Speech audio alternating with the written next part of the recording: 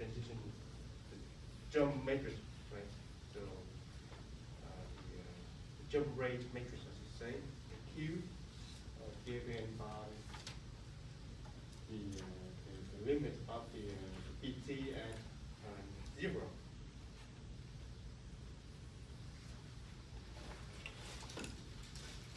Let me recall here. Let me recall.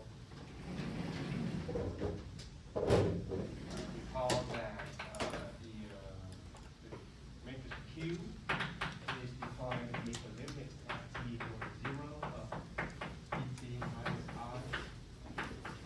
t equals to 0. Here the p naught here is simply identity matrix. And what else?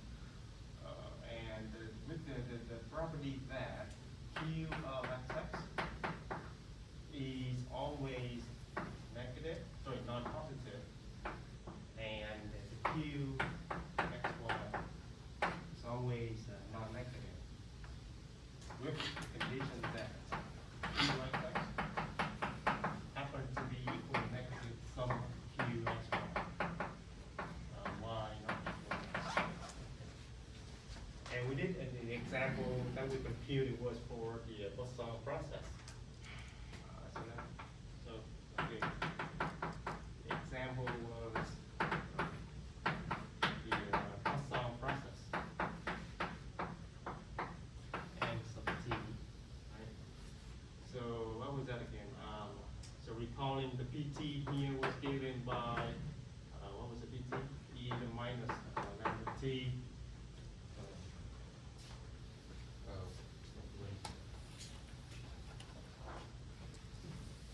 Just say what do I have here? So for j at least I have PT from jumping from I to j at time t is e negative lambda t and lambda t raised to the power of j minus I over j minus I factorial. Right? And if a j is less than I, then it's possible to jump on j. So in order to compute the transition, the jump rate matrix, so to compute Q, right, what did we do? So we consider a couple cases. If what did we do? So J if, minus I equal to what was the first case that I did? 1. J minus I equal to 1. No, the first one could be, is that j less than I? If j less than I, then then I have Q of what? I j divided by the limit of I j minus identity j divided by t, which is just 0 minus 0 over t. So the limit is just 0. That was the first simple case. That is clear because the Poisson process doesn't go down. Poisson process always goes up, right? Because the number of the guests always going up, and so if j less than I, then it's impossible to jump I j. So that was the first simple case, and then the easier sorry, the next one will be when I have j is the same as I. So I have Q of I is the limit of, so here if they are equal, then just have to plug it in. E minus lambda t, j minus I is 0, so that's just 1, so t, that is going to negative lambda. So now j is equal to I plus 1. Right? So I have Q of I plus 1. I just in case, this is calculus, right? So this is calculus, just in case. Q from I plus 1, the limit of, okay, so now plug it in. I have E negative lambda t. I have lambda t, right? Just raised to the power 1 over 1 factorial. I am subtracting away 0 because these two numbers here are not the same, so the identity is just 0 divided by t. And well, so that is just what, so I'm looking at e to the negative lambda t, 1 lambda t over the t given by e negative lambda t times lambda. So that is going to lambda as t going down to 0.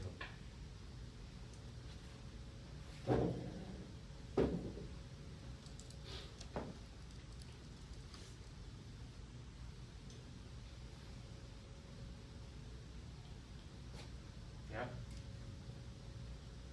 So that is when the j is I plus 1. Now if the j is, maybe blue go here. Now if j is at least I plus 2. Similarly, I'm looking at, well, so I'm looking at Q on j now is what? Limit t going to 0, lambda t, j minus I, j minus I factorial, and minus 0, and then divided by the t.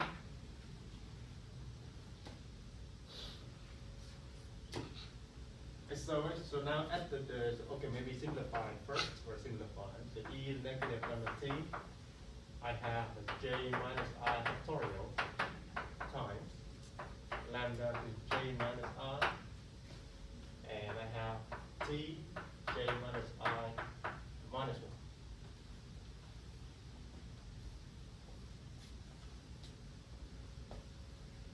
1.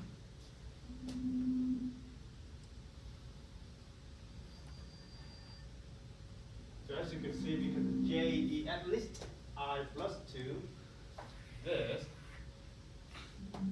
is at least 1. J minus I minus 1 is at least 1.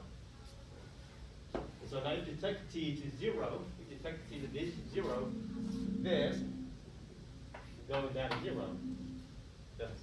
The whole graph here is just going to a constant. Right? So this is going to constant.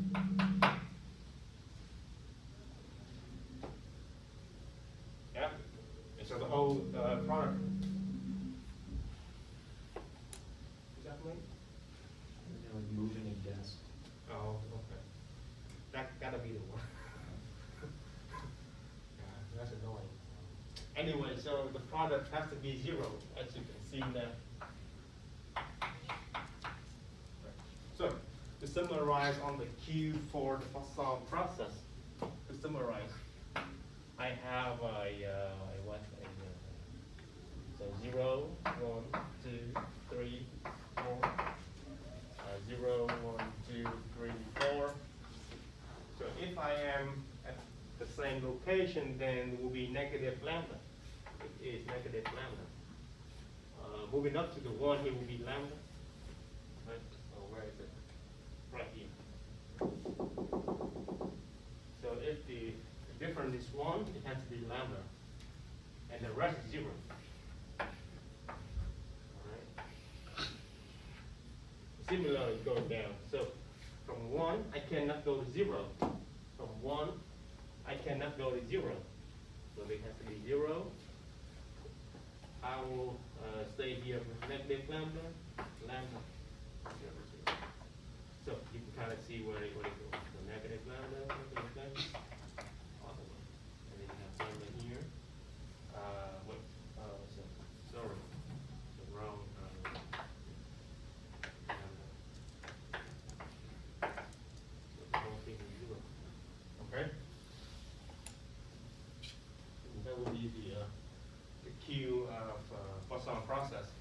can see indeed it satisfies the condition that we have. We already have QXX has to be non-positive. So on the main diagonal, it has to be negative on the main diagonal, right? And the sum of each row has to be 0. The sum of each row has to be 0 because of that. Because the second property right here, the sum of the whole row has to be 0.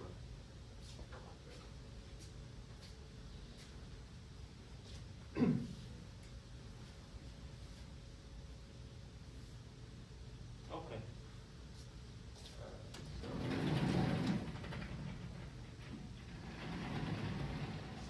So now let me, so that was that. So now about the construction of construction of XT given Q. Okay. So this is will be clear in the following theorem. The following theorem. What's the label of this? 2. Really? Well, 3? No, it should be 3. So this is something not really in the book, and I just want to present here to help with the illustration. So let me denote here. Let me denote. Okay, so suppose I have x0 is a little x. All right. So let me denote by the t. This time t here is the first time xt is not equal to x. All right. Suppose my change starting from x, and this time t here is the first time I jump away from x. So this is kind of like a stopping time for continuous setting, but we don't really define the previous one. So just so think about this. All right. Think about this. T is a stopping time. In other words, the value of t is defined based on the past of the direction. Anyway, so the first so now the first property is that t is indeed an exponential, right? With the rate being the QXX.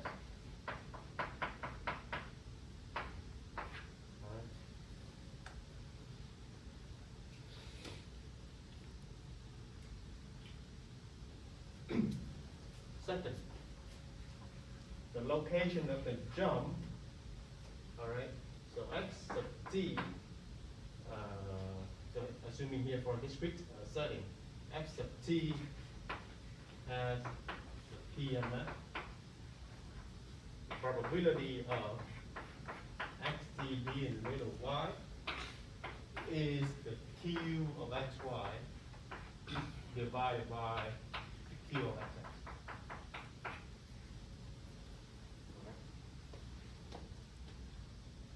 And so that explains the jumping rate.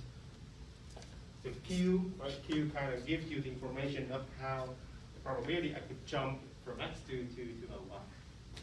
So that is exactly the probability of x, t, and y. And the third piece, which is the most significant fact, is the t and the xt are independent. In other words, the time until I make a jump and where to jump to has nothing to do with one another. Right? Okay. This is a way advanced theorem, but given assuming this theorem, so here is how we can construct a continuous time Markov chain. Continuous time Markov chain as the following. So it goes something. I guess let me just keep that one. Keep that information.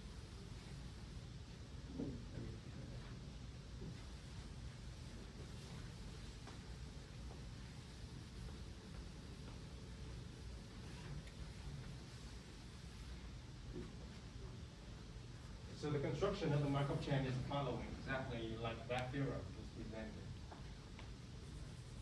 So it goes something like this. Let's say, suppose I start from the time, I start at the location x here. Okay, at time 0. All right. Suppose I start right here at time 0. I'm going to wait for some time.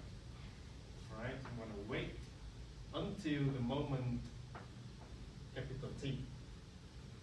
So that is the waiting time. I stay at the little x.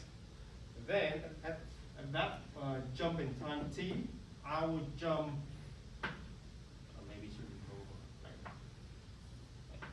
all right. So not that item. Okay, I'm going to jump from x to the y with that probability. Okay, that probability. So with probability q x y over the q. And this is how you really like simulate a continuous time Markov chain. That is just basically the algorithm to simulate a Markov chain. All right. So now you just start from here all over again. Because why is that? Because you can think about the t here as a stopping time. So by the Sharmakov property, we start from here. Whatever the path doesn't matter. We just reset the clock, and my chain just start again from here. So from here, to allow me to be notified by say t sub x, all right? So I just start again from here. I wait for some time until the moment, let's say, denoted by t. Sorry, it shouldn't be t sub y. I should call maybe t1, maybe t2. So this is kind of like a tx, right? And this is the ty. And so at this time, I'm going to jump to somewhere else. So let's say z.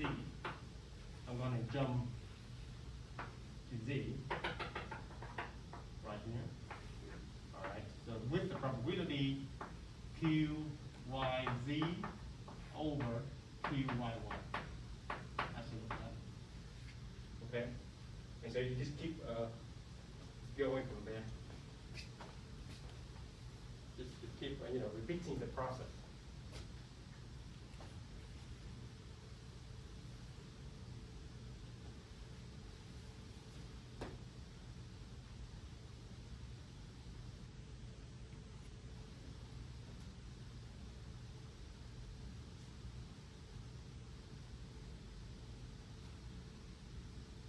Okay.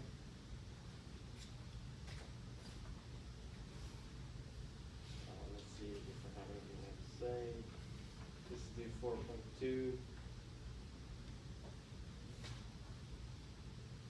Oh, okay. So, is there any question about the graph?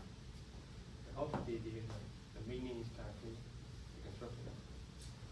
Okay, so that is the construction of the xt given your q. So now the third one is theorem number 4 is how you construct the pt given the q. So if you given by the following theorem, I have b over dt of pt is equal to pt times q, right?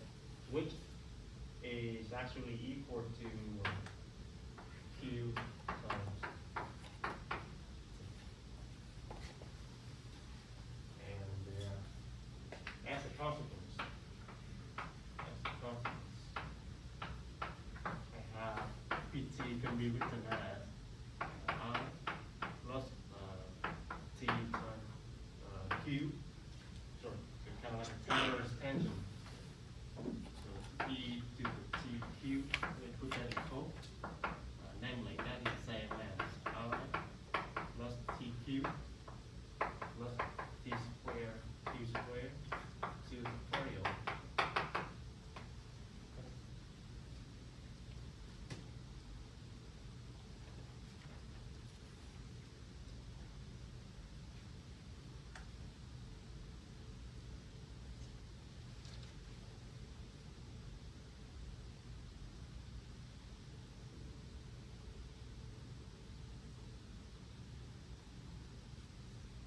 first equation over here is kind of like a, just a formal notation, but we understand that exponential raised to a matrix is given by the Taylor expansion.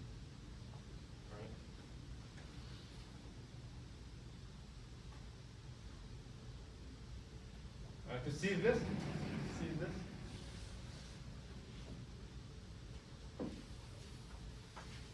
you just have to employ the Chapman-Kolmogorov equation.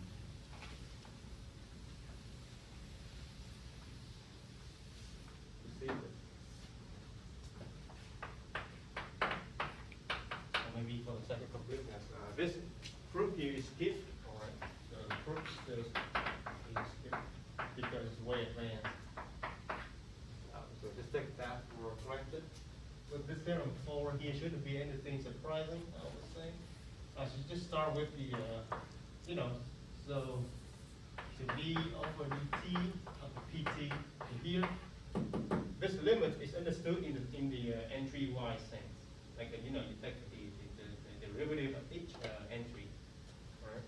So it's like a limit pt plus epsilon minus pt over epsilon, right? Epsilon goes to 0, entry-wise. Okay? So we understand that in that sense. So now by the Chapman-Kolmogorov, pt plus epsilon minus pt over epsilon is equal to, well, I can split this as pt times p epsilon minus pt over epsilon. Right? Either that, or I can flip. Could be p epsilon times pt minus pt over epsilon. Right? So that is just a Chapman-Kolmogorov right here. Chapman-Kolmogorov. Right? Okay.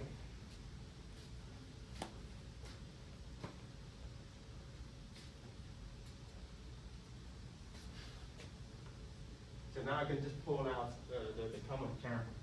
Note that here I'm multiplying, I have matrix multiplication, so if I pull out the pt, I gotta pull out this side, right?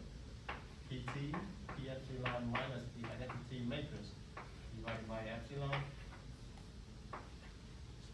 The same thing as p epsilon minus identity matrix divided by epsilon, and multiply with the pt on the right hand side.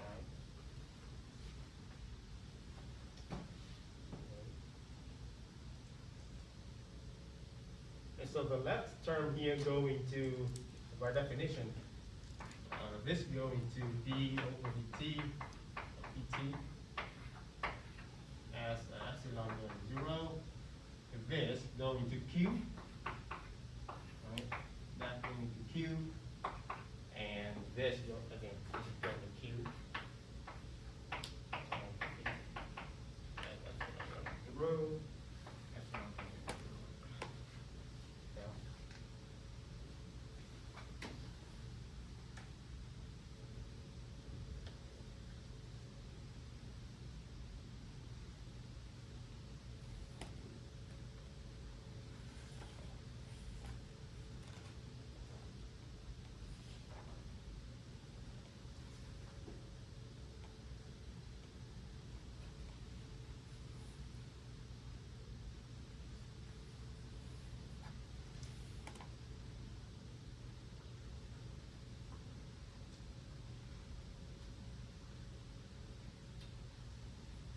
And this equation here, this identity is not really easy to derive, but you can check.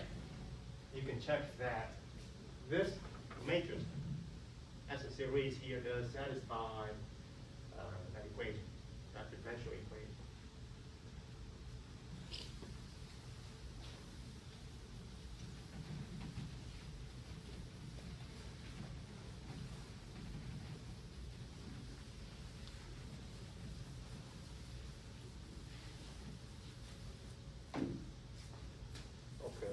now, we see, so we see PT satisfy, E, PT is equal to E to the QT. Just have to check. So just start with the I plus, QQ plus T square, Q square to the factorial. Like that is my T.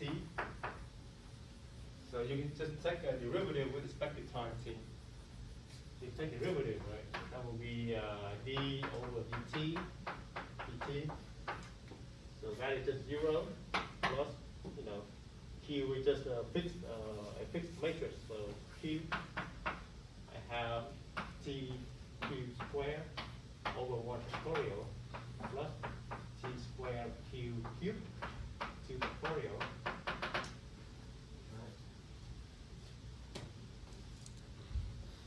Okay. Again, everything here is being computed entry-wise. All right. So being computed entry-wise. So now if I pull out the Q, say if I pull out the Q on the left-hand side, so either I can pull out the Q over here, I'm left with the identity plus TQ plus T square Q square to factorial. Right. So that is PT. And similarly, if I pull out the Q to the right-hand side, I get PTQ. Similarly.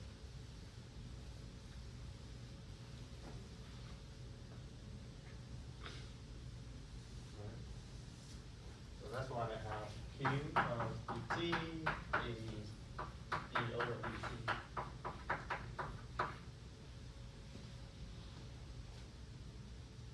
But how do you know that figure is PT though? Is that something you want to try to prove? Well, I mean, we just accept that. Like here, I'm just trying to explain this formulation here satisfies this equation. Okay. How do we derive that? That is totally not a story. Totally not a story. If you took ODE, then you would understand. If you haven't got a chance to learn ODE, then it's not worth mentioning it. So let us accept that we do have the solution.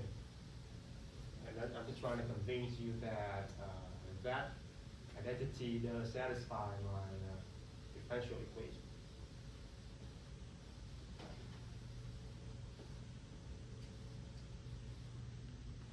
So maybe the way I wrote here is C, B, and I plus Q satisfy D over dt, dt d over Q. Okay? That is a better way. Yeah? And any other issue?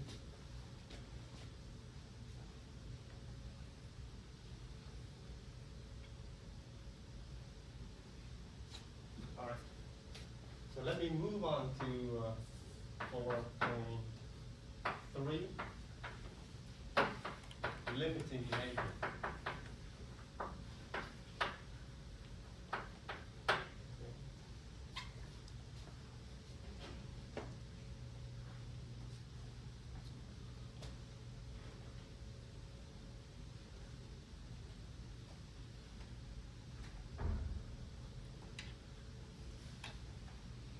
Okay.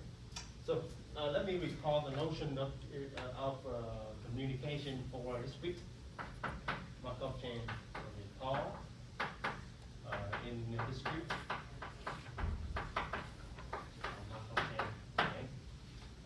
So a state X is called to communicate with a state Y if anyone still remembers that?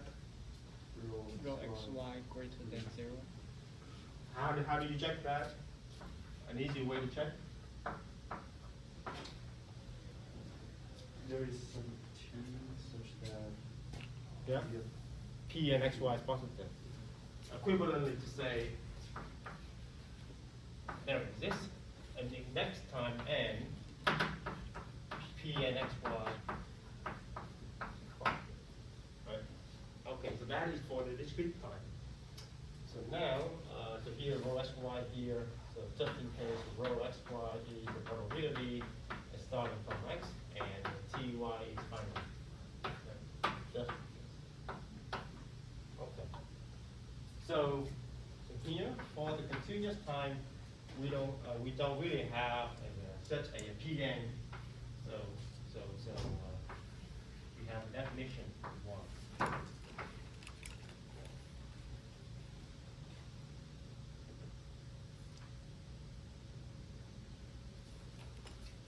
So given a continuous time Markov chain x is called to communicate with the y if, so here is the definition here, if there exists a collection of okay, x here I have x1, x2 up to some x say n minus 1, such that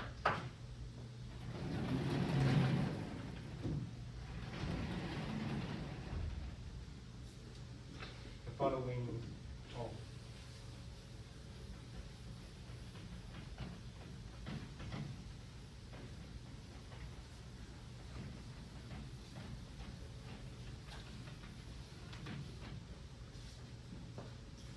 Just that I have a q x times x1 times q x1 x2 not multiply all the way up to x minus 1 y is positive.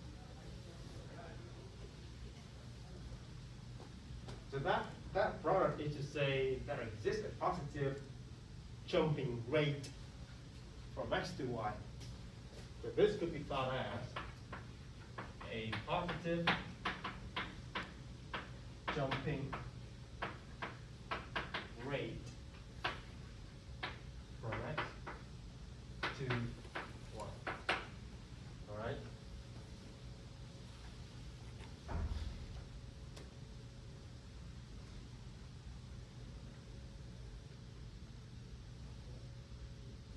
Note that is just the definition. Just definition, correct? I haven't really like explained how do we check that or whatever. Just definition. I'm gonna call x, say to communicate with the y if that is the case.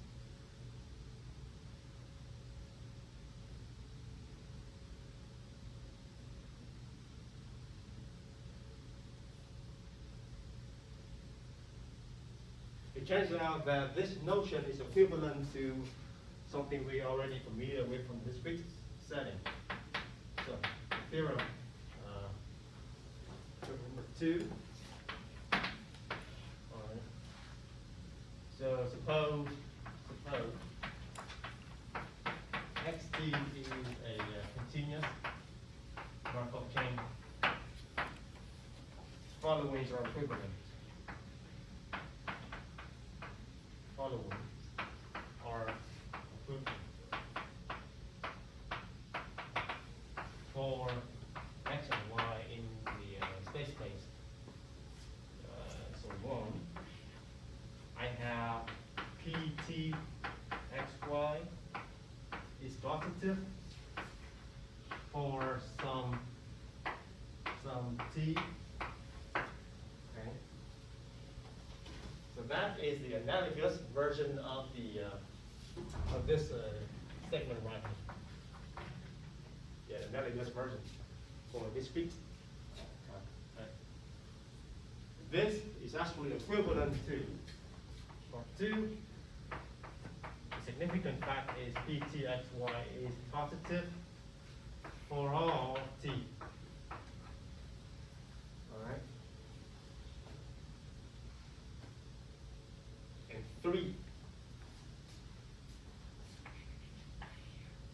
X and Y, so X communicates with Y in the sense of definition 1. Alright?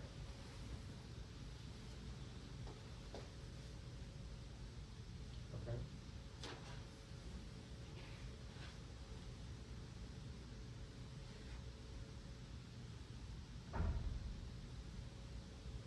Yeah.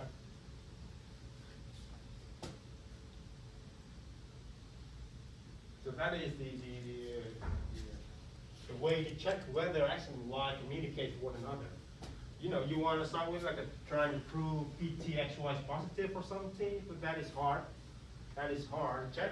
And what you really want to do is you look at the Q, the jumping rate matrix, and you look for whether you have essentially kind of like a path, right? Kind of like a path from X to Y according to the Q. I'm going to leave this as an exercise. To the proof here, I'm going to leave that exercise. We'll be on the final. So I'm giving one problem away. We'll be on final. Right. Okay. So I'm giving away one problem in the final exam.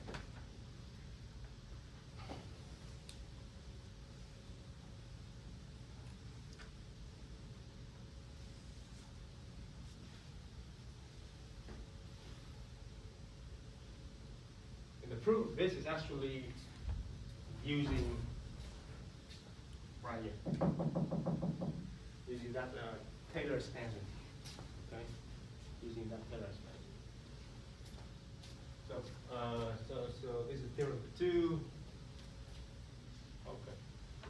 So now let me move on to the notion of the stationary distribution. So definition. Definition 3. A distribution pi on F is a so-called stationary distribution if I have pi times et is equal to pi for all t. Okay.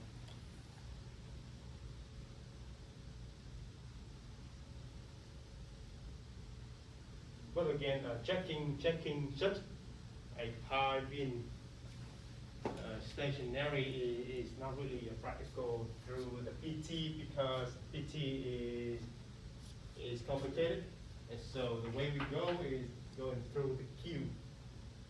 So the theorem 4 pi is stationary if and only if pi Q is 0.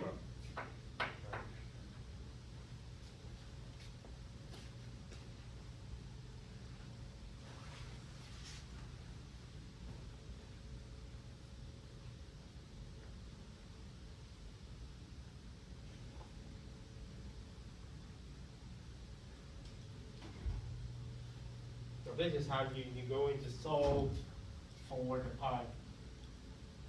You're trying to solve for this equation. If pi times q being 0, that's how you solve for the pi. Okay. To see this is actually nothing really difficult. See.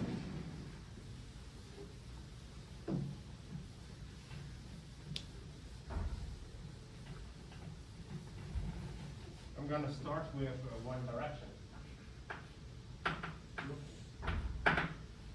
Say the forward direction. If I have pi times, if pi is stationary, I want to show pi q is 0. Okay. So I'm looking at pi times pt is equal to pi this is equivalent to say, pi pt minus identity matrix is equal to 0, and so divided by t, that go into pi q, right? So that is going to pi q, so 0, right? So that is one direction.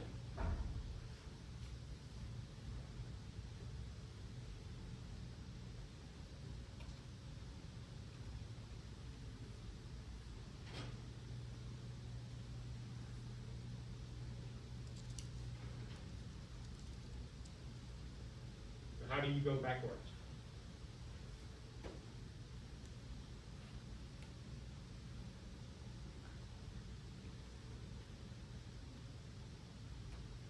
Suppose I have pi q 0. How do I show the pi times pt is pi?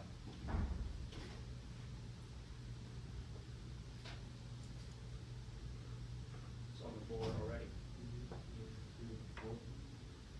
Right here.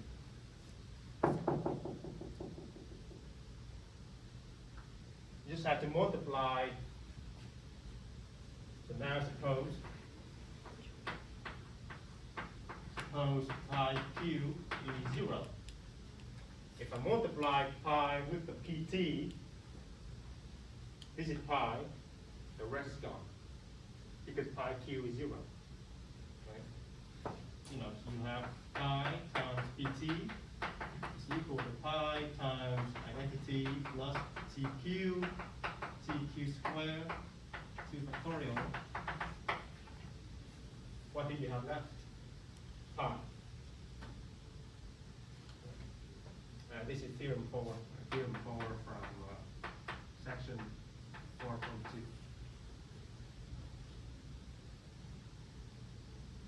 And you multiply through, right? So just expand, multiply out everything, have pi here plus t pi q, t squared pi q squared to factorial. Sorry,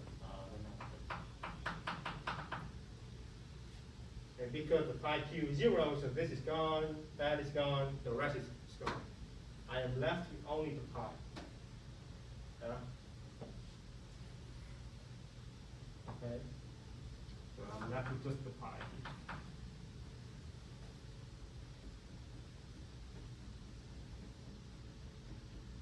Yeah. So this formula is pretty handy. Something to keep in mind. Something to keep in mind. That's all.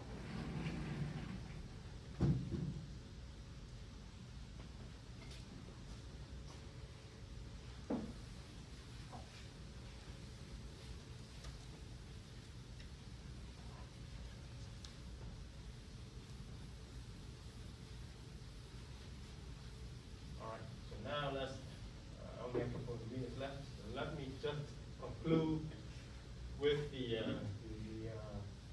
limiting theorems. That is theorem 5, theorem 4 right there. So, theorem 5. So to help with the memory, let me recall the notion of what. Let me recall a couple of notations. I means irreducible, namely,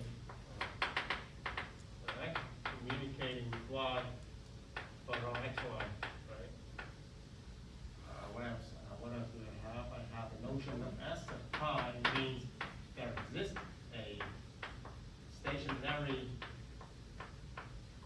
distribution pi, and this letter A means a periodic, only for discrete Markov chain.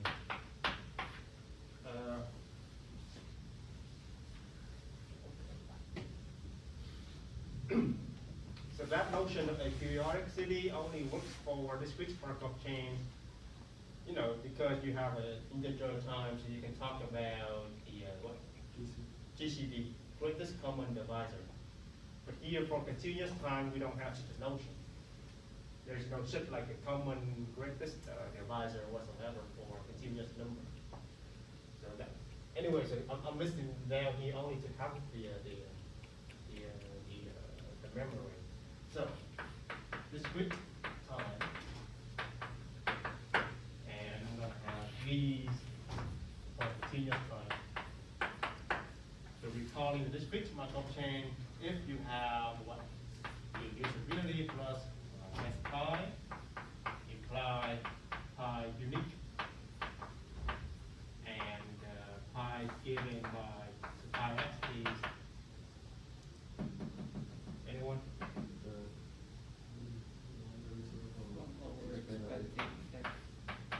Starting from x to unit. Right? So that is for discrete time. Continuous time, we have essentially the same thing except that formulation. So if you know reducibility and S pi implying pi is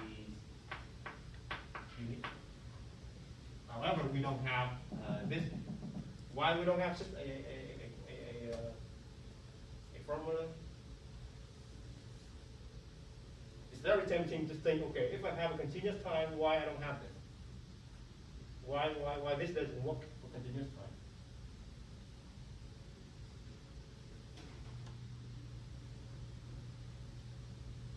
The Tx is the first time I return the x, starting from x, right? But for continuous time, I got to wait for some time before I leave the x. So the Tx is essentially 0. Think about it, right? Think about it. For discrete time, x right here, time 0, I jump somewhere, right? Jump somewhere, and the Tx is the first time I hit the x again. But for continuous time, I don't have such a notion because if I start from x here, time 0, I have to wait for some time. I gotta wait here, I gotta stay at x for some time before I could make a jump. Right, before I could jump to say to the y. Right? That is continuous time. I gotta wait for some time here. And so if I define the Tx to be the first time I return the x, essentially that is 0 because I'm already right here. I'm already at the x. Right? So if I define, Tx here is defined to be infimum of t. Xt is x. What could that be? Just 0 equal to It's just x. 0, right? It doesn't make any sense to talk about it in the first place. Okay. Yeah? Okay, so that's why we don't have such a notion here.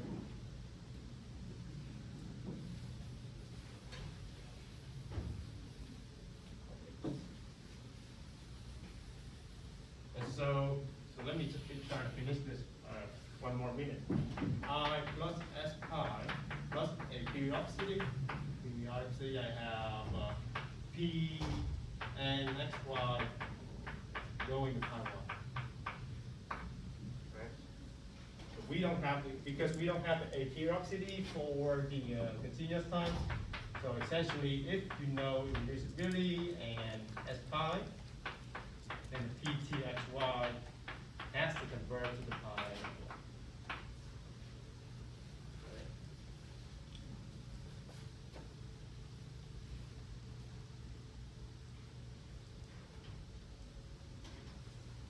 Okay. Okay, let me stop here, and I will walk through the exercise on Wednesday.